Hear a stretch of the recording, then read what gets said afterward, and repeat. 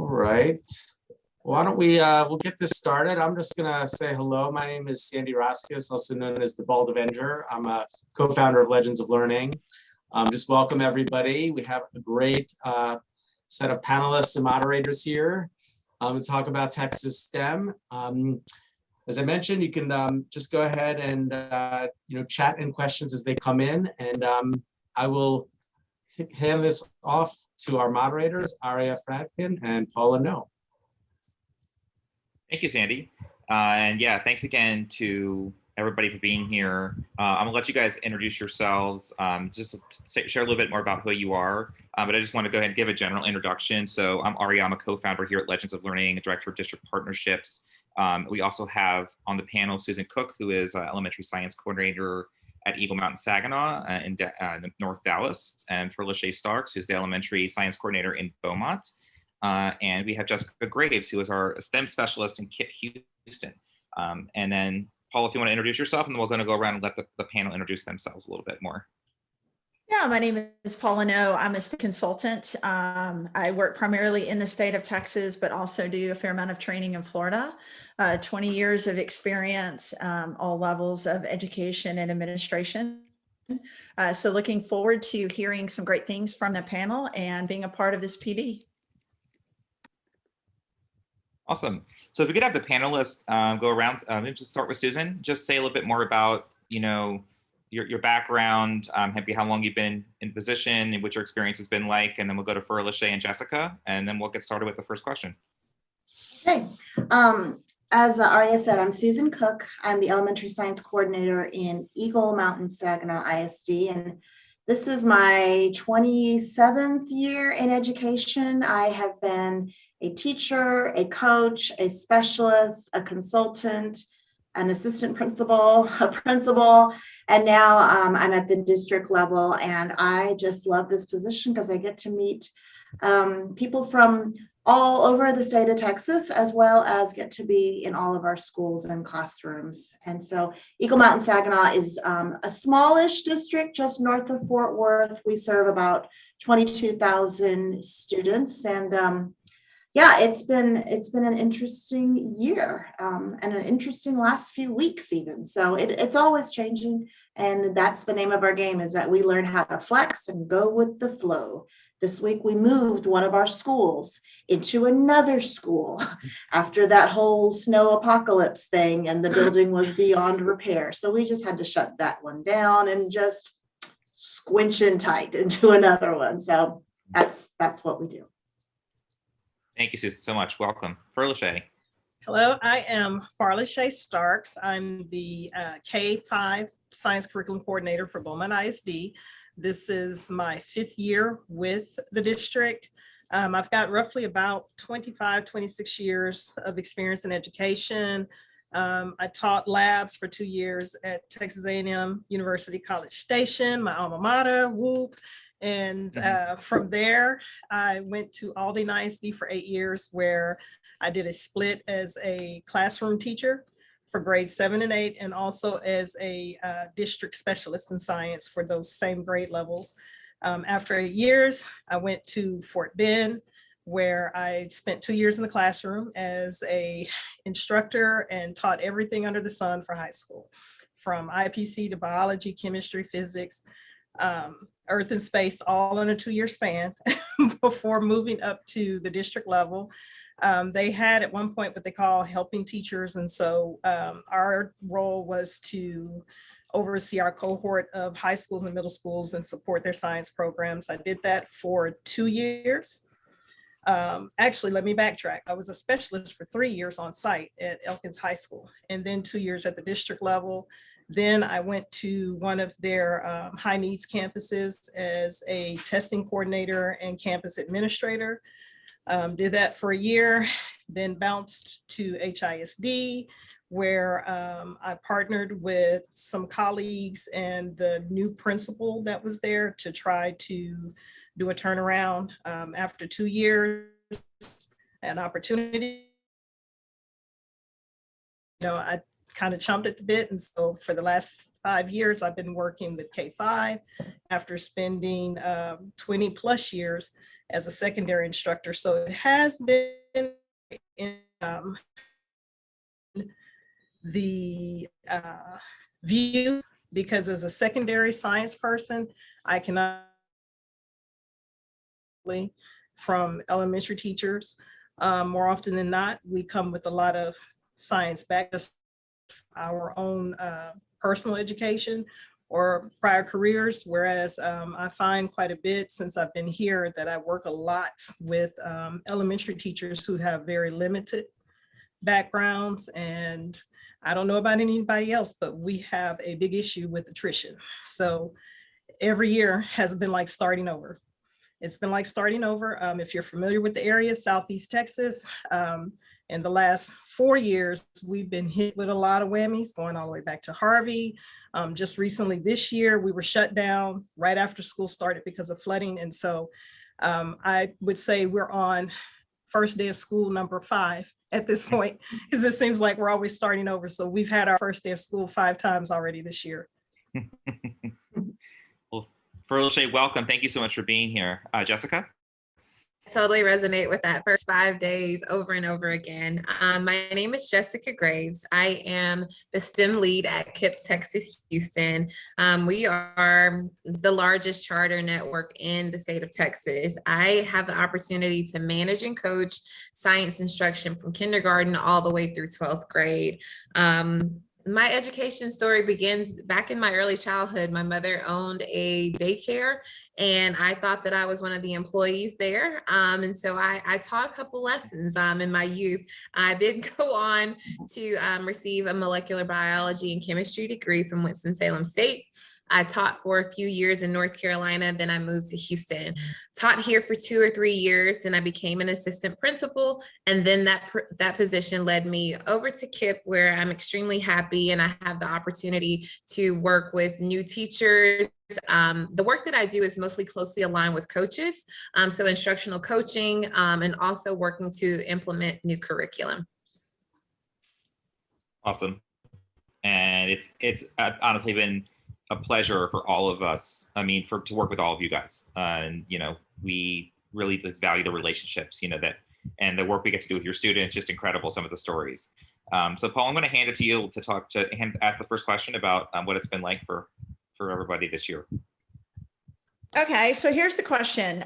What does instruction look like today on your campuses? And so speak to me about in-person, synchronous, asynchronous, or step into any space you need to in order to field that question. And then if you are not, if your job is primarily dealing with instructional coaches, then what does their life look like with their contact points with their instructors?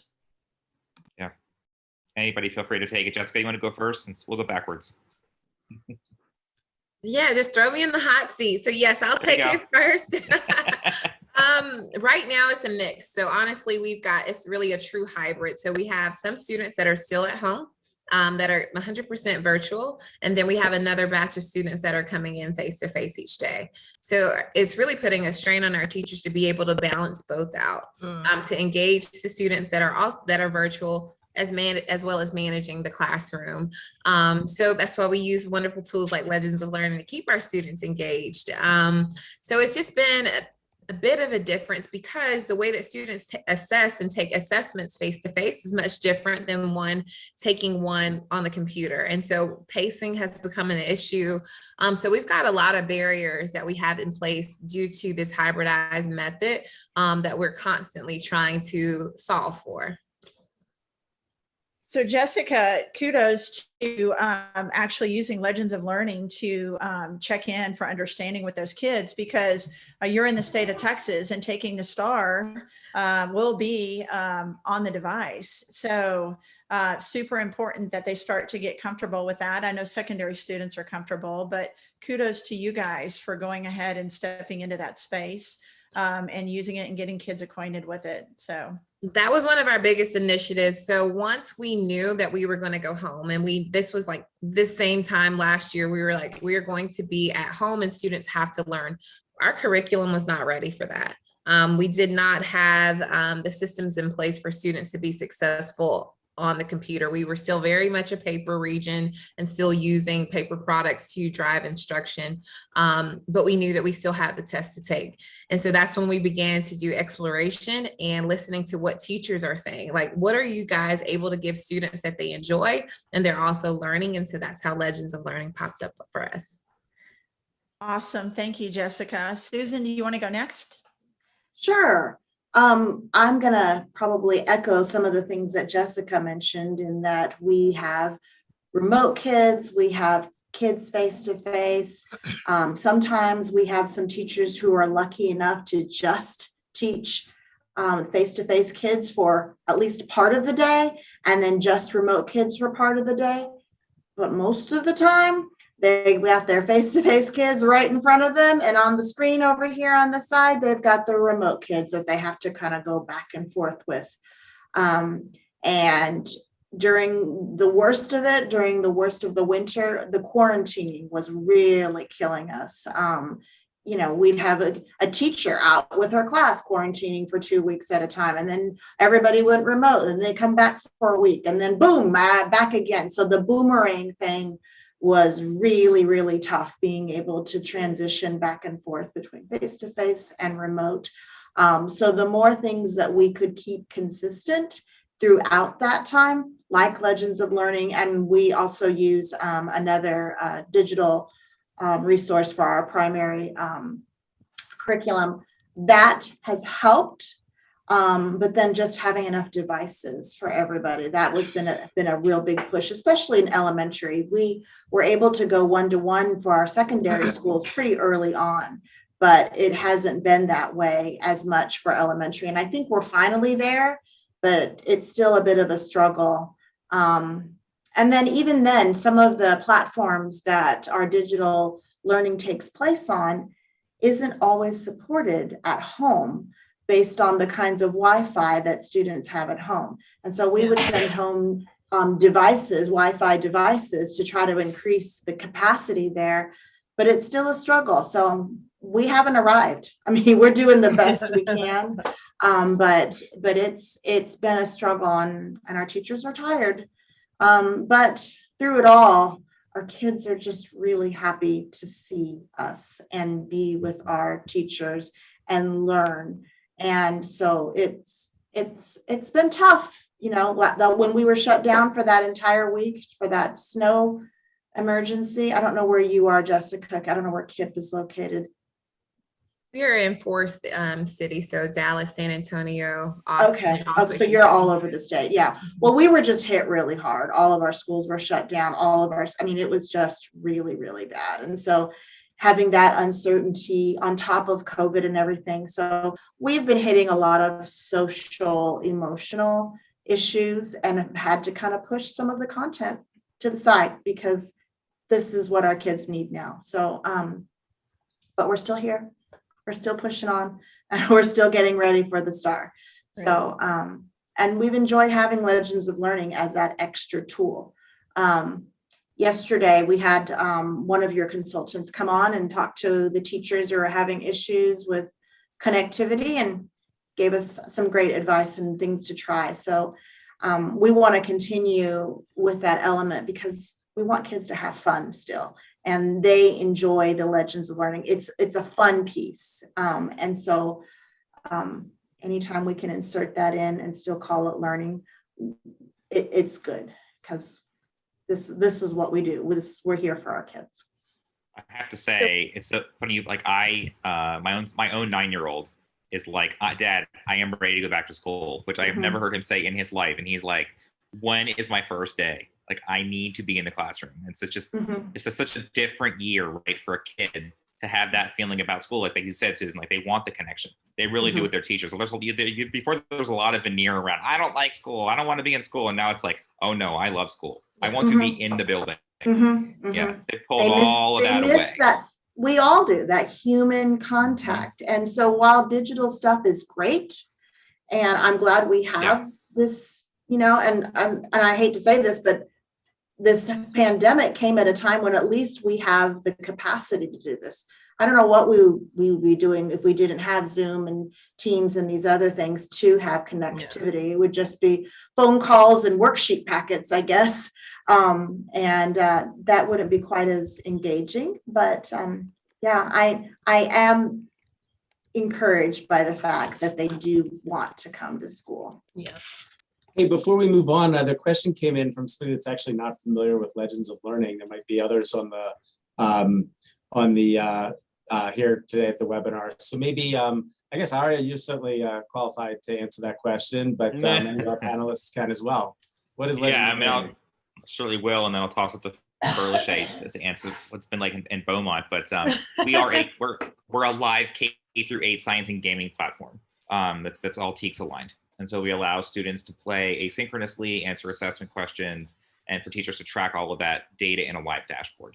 And it's all an avatar-based home game for students, which is really what the engagement piece has been all about, is kids getting to have that experience and choose to play when they want to, even off of teacher time, which has been super powerful to have kids be able to do that, especially in kind of the COVID era. But Ferleshare, I'll toss it to you, and you can talk a little about what's it been like in Beaumont. Well, Beaumont, thankfully, we were in the process of starting to transition to one-to-one. It had been projected to kind of be maybe 2 to 3 years out. But of course, COVID changed the dynamics of a lot of things. Fortunately for us, we were already using an initial digital platform for curriculum and science for K-5. And when I had the opportunity to incorporate Legends last spring, that was kind of our trial by fire. And I started with a small group of 5 teachers. And so we looked at how to utilize that in an asynchronous manner. We are an asynchronous district. And so we do have both face-to-face and virtual learners.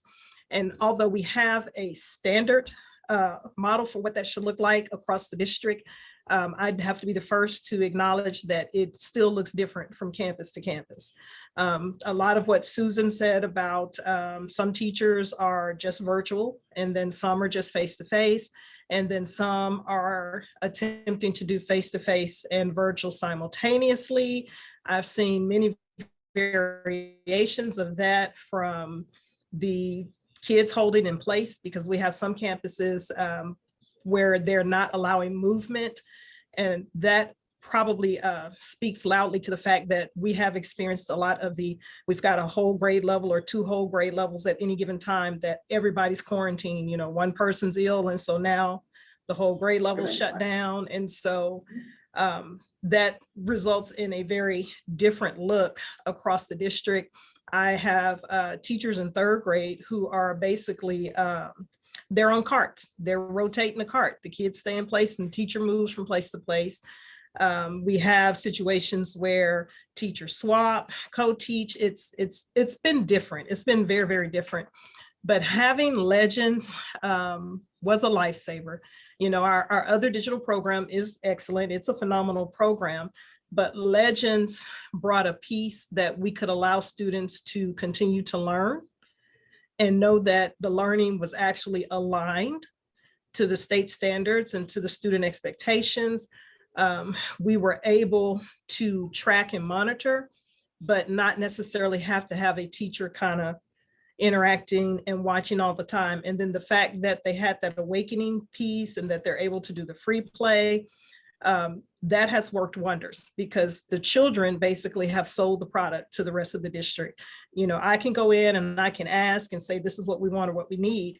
But just the fact that once the kids figured out, man, I can get in here and I can play anytime, it just took off. And so this year we came in, feet on the ground running, and we had the Legends. We used that off the top because we were originally told 4 weeks of review. And so teachers were in a panic, and they're just like, well, how do I create? It's like, it's all in Legends. It's all in Legends. We created playlists. And so we actually started the year with 2 sets. We had a review set, which was, this is the content you reviewed from the previous grade level. And then we'd already had a remediation set, because that's been our biggest thing with implementing Legends, is to keep kids engaged in the learning. And so a lot of the other products that they've used for tiered instruction, intervention, remediation. It's the continuous kill and drill with multiple choice questions and breaking down questions. And that's good. You want kids to do that, but they can't just do that. Like for science, they really need to do the science. And so we really fell in love with Legends because that format, they're learning science, but they're also learning some other skills. They're learning hand-eye coordination, motor skills, things that we kind of take for granted. They're having to problem solve outside of the normal context of the game. Yes, they have science questions, but they may also have some tasks or some feats that their little avatars have to do that require problem solving. And that provides a platform for teachers to talk about STEM and what STEM is, because that's also been our other battle, is getting other players in the district to understand that STEM is not a separate entity in and of itself, that it is a conglomeration of the science, technology, engineering, and math, and that there's a place for it in all content if it's done correctly. And so we right now, we're trudging through. We are officially, as of last month, February, we're officially 1-to-1. But if you think of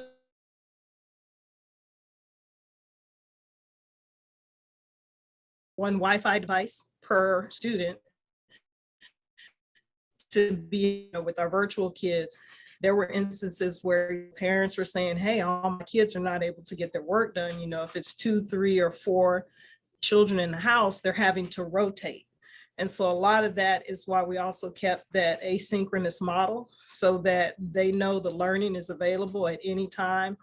And again, having Legends available for that type of a situation has been ideal. So I'm going to piggyback off what you just said, Ferleshare, about the agileness of the product, the agility of the product. So we all are very familiar in the state of Texas, approaches meets masters. And that's one way that Legends sets itself apart from other products that we see a lot of school districts use in Texas, is that it doesn't just cater to that approaches category, that they have rigorous questions. So it will really easily help your kids scaffold their learning all the way up to that meets and masters category.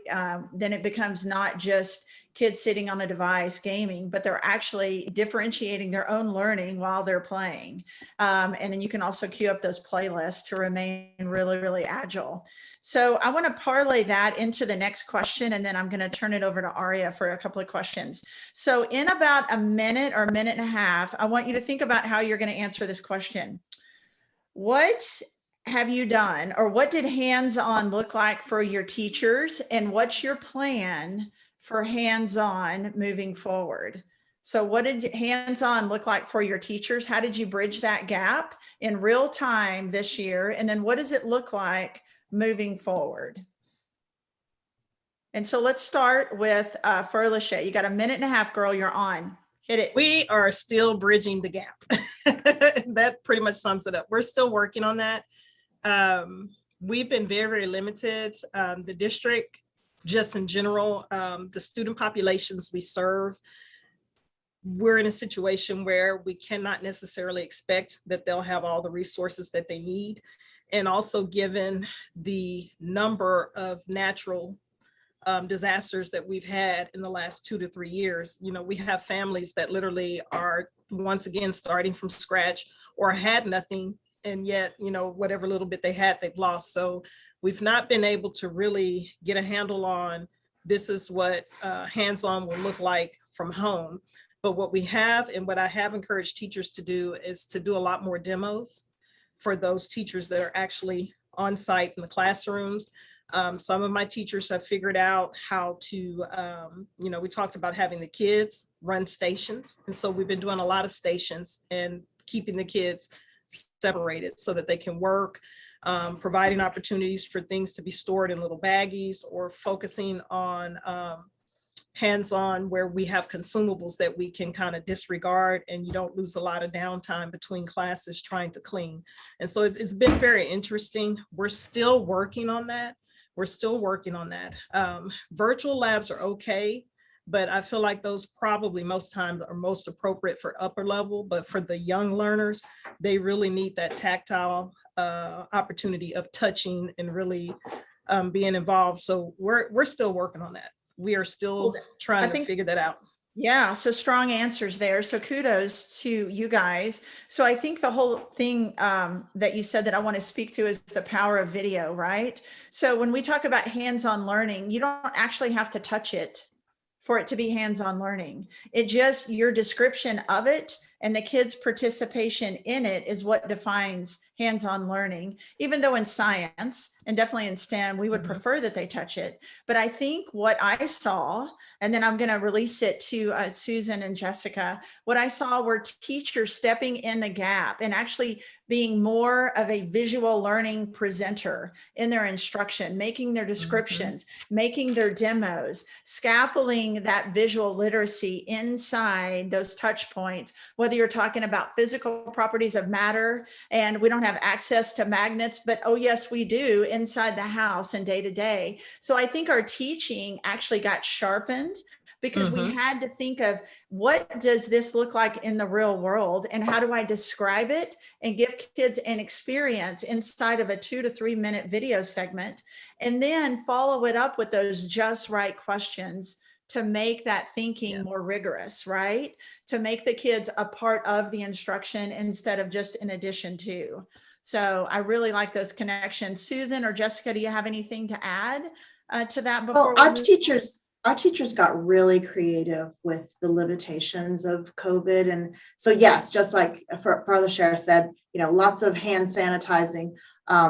We stayed put in our classrooms, but then even within a classroom, teachers would have like a little pod of 3 to 4 kids that they always interact with. And so she said, we had the station work, but one thing that I saw that was happening that teachers did was if they had remote kids who were also joining via Teams at the time, that remote kid would be assigned to a group. And so maybe she could sprinkle the devices so that each group had a remote kid. And so while the remote kid wasn't necessarily getting to touch like the others, he could still say, "Oh, why don't you try this?" Or how about, what do you think happens here? And so there was still that engagement and that discussion, which is a big part of the learning as well. We did try to send home a few little kits of some things, to use. It varied from campus to campus and teacher to teacher, but some things you can't, I told them, do not send home a battery and some certain wires and a light bulb, because you don't know if those kids are supervised at home, The next thing, they always burn themselves anyway in the classroom. What's going to happen at home? So we were limited for that, but we did some. So that's the only other difference, is that we did send home some basic science materials if possible, but not always, not consistently. So Jessica, did you have a connection between Legends of Learning and any sort of hands-on opportunities that your teachers or that your coaches coached up inside of KIPP? Well, what we did is anything that we did, we use Amplify as our primary source of curriculum. Amplify has a teacher kit that goes to each and every teacher. Teachers took their kits home, so they were able to model real time. Anytime students participated in anything with Amplify, teachers were very creative and assigned a playlist that went right along with it. So students had the opportunity to see science through the demos, and then they would get right back on there and begin to play games that align to what they just did in class. So I don't feel as if our students really miss too much of not having the demos and things are there. Our curriculum does a wonderful job of increasing simulations, so students have the opportunity to grapple with simulations. We use FET simulations in high school, and then our PTA also sends home science in a box once a month for our students, so they get the opportunity to actually build and do science experiments and stuff like that too. And thank you about the background. It's really great. I love the connection. So let me turn it over to Aryah. It's really cool. Science in a box. I love that. I guarantee somebody on this call is going to steal that. Next year, they will be doing science in a box in their district. It's fantastic.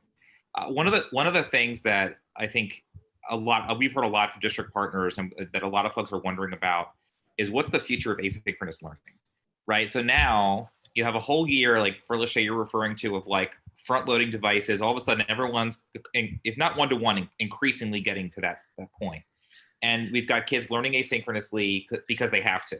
But next year, God willing, right, most of the country is going to be vaccinated, and God willing, we'll be going back to some of what looks like normal. What does asynchronous look like in your districts when that happens, right? And kids are back in the building, but you still have all these devices and kids that are much more used to, and teachers that are much more accustomed to teaching asynchronously. And so I'm very curious to hear your thoughts on, what do you feel like, how is that going to persist for you guys going forward? I don't think that we will necessarily be asynchronous. Our superintendent has already shared that we will be face-to-face next year. It may still look a little different because of COVID, but our expectation will be that we will be face-to-face because it's just, there are too many challenges. We have children that are in households that don't have electricity, consistently. And so that makes it very difficult to learn. But we are going to continue with the one-to-one because that was an original district goal. It just got sped up by COVID. And so for us, what I foresee is having a team of teachers who have been thoroughly trained, exposed, and having kind of some teacher leaders to support on their campuses, consistent implementation of Legends. And then of course our curriculum base has been STEM scopes, but we're going to continue with both products because they give us collectively what we need. And since Legends has added several robust pieces in terms of lesson planning, we're looking at really incorporating it even more so that we have those opportunities to hit all levels of learner. My big push with them, which has been a battle, is moving away from, as was mentioned earlier by Aryah, the children who are, close, but not there. It's like, we got to stop thinking that way. As we have to look at how many kids are meeting, not almost met, but are actually meeting, and where are our kids that we can push that can go above that. And so we're looking at how do we continue to incorporate this tool to use. And a lot of my teachers this year got their feet wet by allowing the kids to do free play. And so my big push next year will be to make sure that everyone is actively engaged in using and or creating playlists that can be used to actually track student progress and getting them back on track with the concept of value added and actual growth measures and what true data-driven instruction looks like that. It's a perfect tool for that because they have that immediate real-time feedback to be able to adjust and change. Well, you can't use the word exposed in 2021. I don't feel quite safe with that word exposed until everybody gets immunized and we get further on. So maybe that'll be a 2022 word. But I love how you described the direction your district is going and how you're embracing it and still customizing education to get the most for teachers and get the most for students. And that whole personalization of learning, whether it's small group instruction that the kids can use their devices on, and you still get real data. But I think moving this pandemic into real-time teaching and being more responsive to children while they give us more responsive data, I think is a fantastic leverage point for every district. So well done. Yeah, I love the focus on the data, and I'm wondering from Susan and Jessica, you guys, as you think about kids being back in school, what does that asynchronous piece then look like with kids kind of learning, student-driven learning look like as kids are in the classroom? Like, how can we continue that? Because a lot of kids, as we've seen, actually really take to that. There is a whole group of kids that are actually, in some cases, I've even done better. My 9-year-old's with them, my 7-year-old is not. There's like different groups of kids, right, that do perform differently. How do you feel like you want to address that, next year with your kids?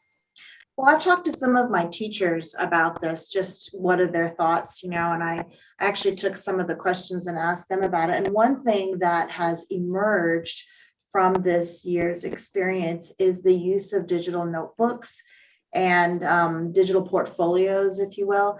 And a lot of our teachers have started using those as a way to show student learning over time, not just with data as far as numbers and percentages, but actual samples of work, but saving it in a digital notebook.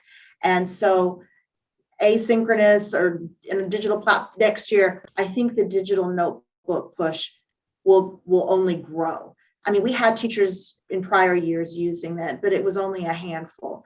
And now they're seeing the value of this where they can show, look, I did this well. I performed here. I created this game. I did this, made this video. I made this Nearpod. I did a Flipgrid. And here is a way for them to put all these things together. And so I think that that's something that's going to stay even after we're vaccinated. And I think that that only makes our students more well-rounded, that they have that technology piece, because that's the way life is going for us as adults too.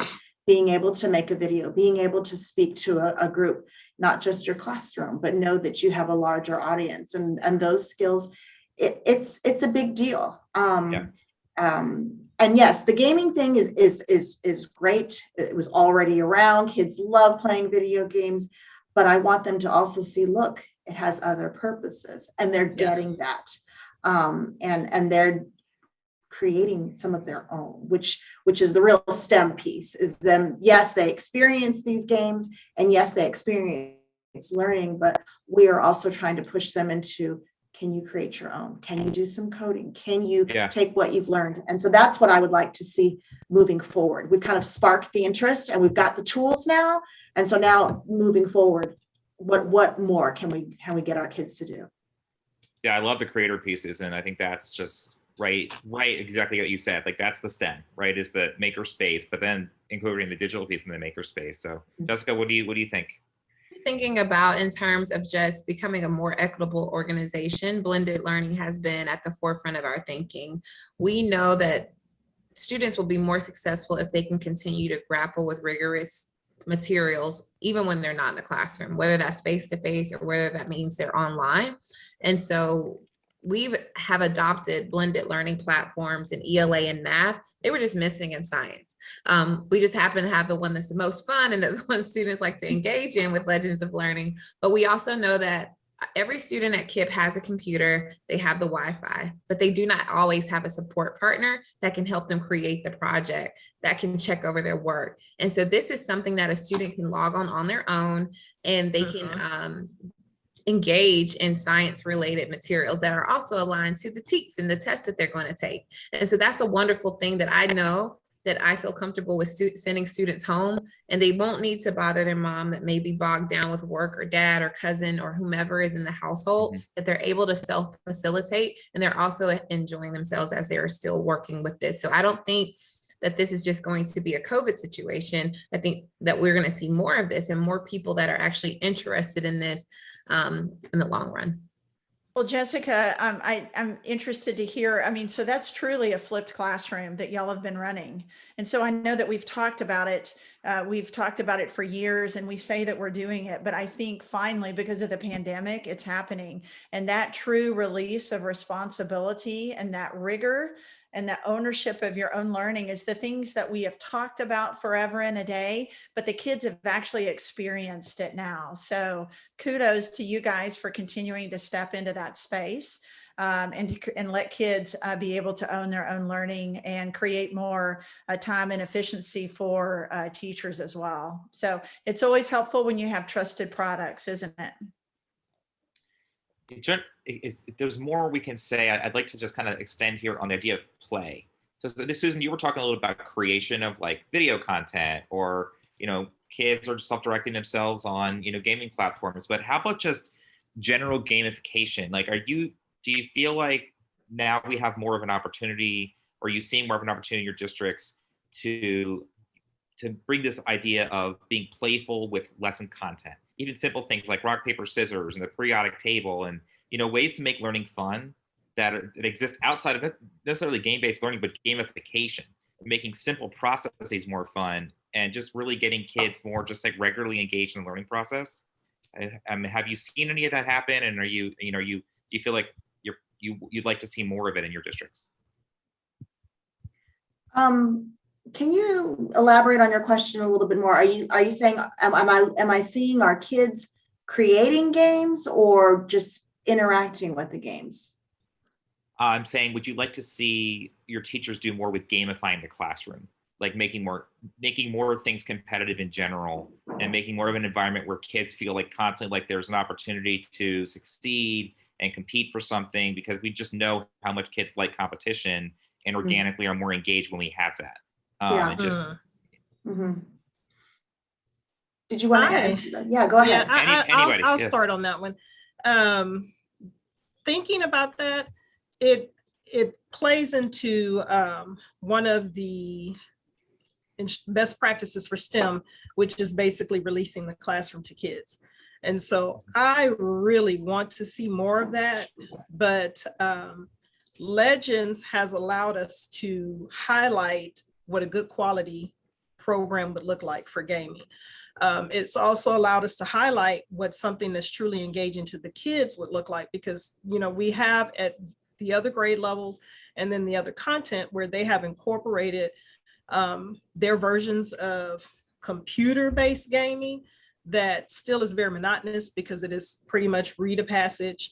And then what I was seeing is kids read the passage and they click till it says the answer is right. They're just not really engaged in trying to do it. Whereas Legends kind of captures them with the actual games. And so I'm hoping that teachers will take that and use it to get more comfortable with releasing the classrooms. You know, like I said, I've been here 5 years, and I see a lot of classrooms where their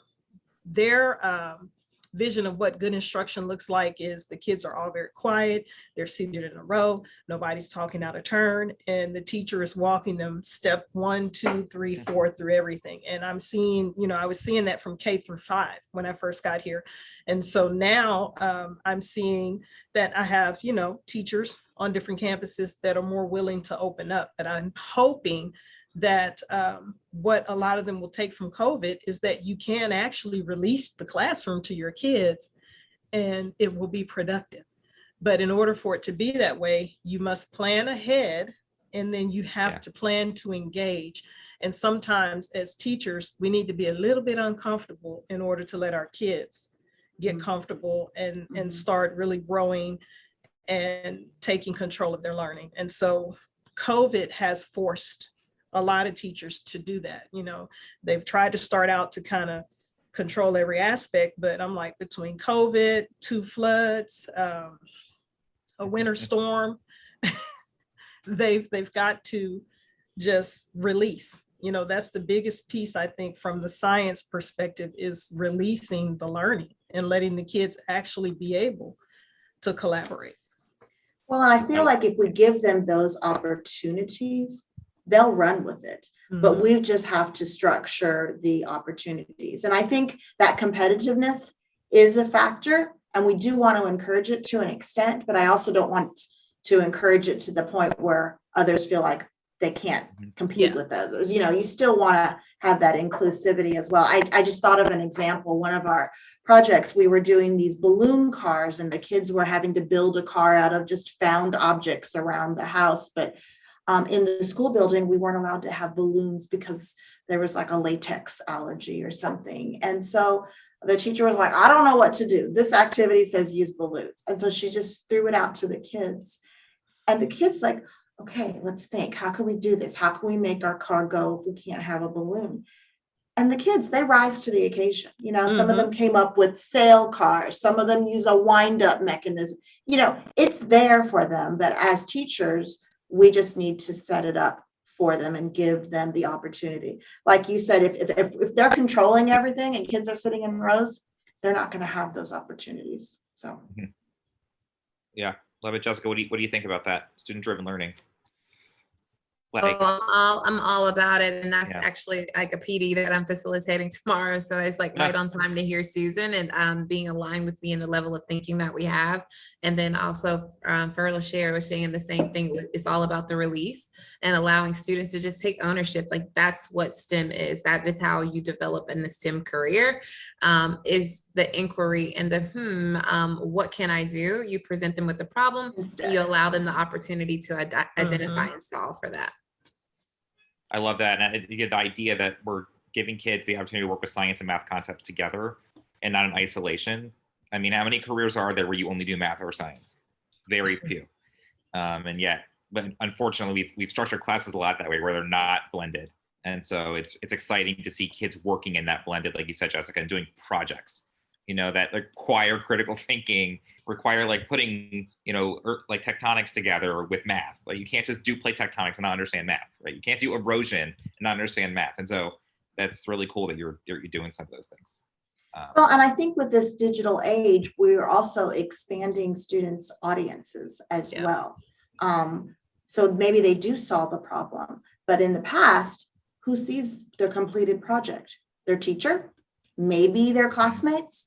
Now they can make a video of it, put it out there for the entire school district, the entire community to see through various digital platforms. So I think we're giving kids a bigger purpose and an audience for their creativity. And that kind of increases the motivation as well.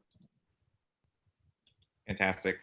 Yeah, I think, Paula, if you want to just have one more question and then we'll go into Q&A. Just kind of about thinking forward.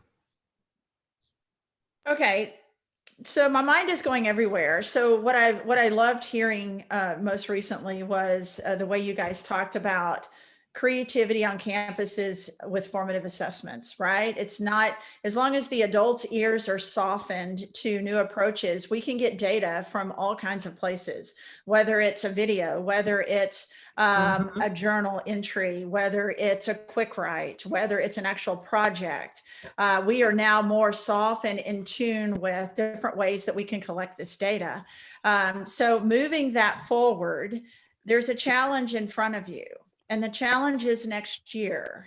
So there is potentially a gap for science. There is a gap definitely for math, but there is a gap for science. So what is a plan that, you know, what's one thing that you think that you're going to be able to address on your campuses to help meet the needs of these kids, these fourth graders coming into fifth grade that maybe haven't had as much science as they would have normally had? And then I want you just to talk about one talking point and how you think you might address that and help build and support your teachers as they try to address it. I think for us, This we're question going to is worth $5, by the way. For anybody that Right. we're going to go with what I found to be tried and true. Going into the new year, we will do what we did this year, which is legends is what we open up with. And so the goal will be to have teachers having all of their classrooms up and ready to go before the kids hit the doors, and showing them how to use that 5E lesson piece that's now in Legends, along with the playlist to provide opportunities for kids to work independently or work as a small group, because I can foresee that we will have some children that won't necessarily have a gap, but we're going to have quite a few because we have kids that have just been MIA the entire school year. And so you cannot hold the other children hostage while you play catch up, but it will be a very big piece in how we provide that individualized, differentiated instruction, because they can have that model going and the teacher can rotate through, and then she or he can have the students doing something else, you know, with our main curriculum or even within Legends, but just having that component so that the kids can get in there. And I think that it speaks to itself with how the kids love it. And just thinking about the data that Aryah and Sean have been sharing with us for Beaumont, our children are getting in there and they're battling each other.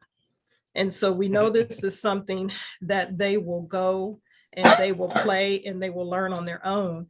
And so it allows that room because the children want to do it to work from home. To me, it's productive homework, because I hate that word homework. I don't like for teachers to give homework, because my mindset is if it's a new concept, you're going to allow the kids to introduce themselves to it incorrectly, or perhaps it's a reinforcement, but they still don't quite get it. So they spend time, and this is from personal experience as a horrible math student who would do all 85 problems and 84 were wrong.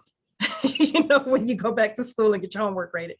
So very important that Legends will allow them to kind of be self-paced and self-guided to get that catch-up piece, so that we can continue to build and do what we need to do for those incoming fifth graders, so that it's not, because it just creates a downward spiral. If you're trying to teach the fourth and the fifth, you never get done with all of the fifths. So that's going to be important for us. Yeah, I liked how you said that, Ferleshare, that homework. We call it productive practice. That, it's just, if you want to get good at double Dutch jump rope and handling science concepts, guess what? You're going to need to jump some rope, right? Mhm. But the thing that's awesome about Legends of Learning is that kids don't see it as science practice. Hey, I'm playing. I'm in the game. Are you in the game? I'm in the game, right? And I don't care how they see it. I know what it does, and it builds that fundamental knowledge base for them to be able to apply those concepts and make connections, and then to start thinking more critically. And I also love that you're starting out the school year with it for this very reason. Teachers will see that as a huge lift. And we have to think about our teachers and what lift we're providing for them and what momentum we're going to give them as they use it as a point of leverage moving forward. And when you have really good systems in place that are equipping to take something off of the teacher, but also put something on the plate when it comes to building up the students' understanding, I think it's phenomenal, and especially starting at the beginning of the year. So kudos to you guys at Beaumont for that. So I'll hand it over to Susan or Jessica. Go ahead, Jessica. The question was more so like, what are our plans for next year? So I think the first step is knowing where your students are. So assessing where your students are. That's always the first step. Identifying what students know and what they need to know. We may be surprised and see that we have students that are further along than we expect. And some of the data has shown that actually that our virtual students are not as far out as ones that are face-to-face. Like that is true data that's kind of shocking to a lot of people when they see that. But using that data to create small groups so that the teacher can really focus and give it individualized attention. And those that need reinforcement, they can get onto their blended learning platforms such as Legend. They can work in a small group over here. And you also have that group of students that need that acceleration piece, and they often are forgotten. And then they can engage on platforms like this and doesn't feel like, okay, so just go work on your own or go read. But why am I being punished for being, advanced? And so I think it's like, also I get to play. Students don't look at Legends as if it's work. They really don't. They look at it like this is almost a reward. And when you can continue to put that into their mental space, they want to do it. They don't even recognize that they're learning. And so for us, it would be assessing and identifying where students are, small group and intervention, and making this a habit. So each and every day that this is something that they're engaging in, this is an expectation. And then also to increase competition for teachers, like who can get the most kids on Legend? Like that brings back the joy factor into schools while also building morale. Great, I love that. And so you're not only talking about building self-confidence, self-awareness, these soft skills, you're talking about building hard skills with your product. And that whole issue of competition and the issue of improvement, right? So a major part of what we do is we talk about and we celebrate improvement, regardless of what level it's at, that we're headed in the right direction. So thanks, Jessica. Susan, you want to close us down with this answer? Yeah, I'll just be real quick here. We've already kind of talked about what's coming up for next year and talking about gaps and all where we weren't able to hit kids, but we've decided to turn it around. And instead of operating from a deficit model, we are going to operate on a strengths model. And it's a lot of what Jessica said. Yes, we're going to find out what they already know and move from there. And one of the big pushes that I'm moving forward for, at least for science anyway, is really trying to integrate our other content areas so that we're looking at scientific literacy, we're looking at problem solving and math and all of that. And if we can lean on our strengths in those other content areas and integrate it, then our kids will rise. Our kids are resilient and they're going to be able to do it. Having tools like Legends of Learning and some of our other digital platforms, those will help us. And I just want to be able to push it out into the other content areas so that anytime there's downtime, you finished, okay, pull out Legends of Learning. Oh, but it's not reading right now. Doesn't matter. Let's pull it out. We're working on the same concept. We're still learning about, force and motion, but we're reading a nonfiction book about it. You finish the assignment. Okay, now you get to play.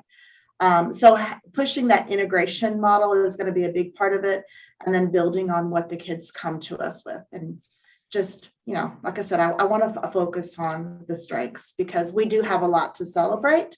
There's been some setbacks, I'm not going to lie, but we do have a lot to celebrate. So glad to have your support all along too. Thank you, thank you Susan. for that And answer. great conversation here. We are just getting to the bottom of the hour. It's a really interesting discussion about how it's been a crazy year. Obviously, it's actually just now a full year, as everybody knows, since COVID officially shut down everything. But the experiences from this year, I think, are varied, but really will be able to carry us forward into just sort of a much more kind of hands-on productive learning going forward. So there were a few other questions that we didn't get to. We will follow up with folks offline to handle those that we didn't reach today. But I just wanted to thank all of our panelists and everybody for attending. And we look forward to seeing everybody in Texas very, very soon. Yeah, save some barbecue, guys, okay? We're coming. Fajitas and All right. Maybe some tech specs. There you go. Yes. That's perfect. Some of that too. Okay. All Thank right. you so much to the panelists. All right. Appreciate it. Okay, Yeah. bye. Thank you so much. Bye. Have a good one.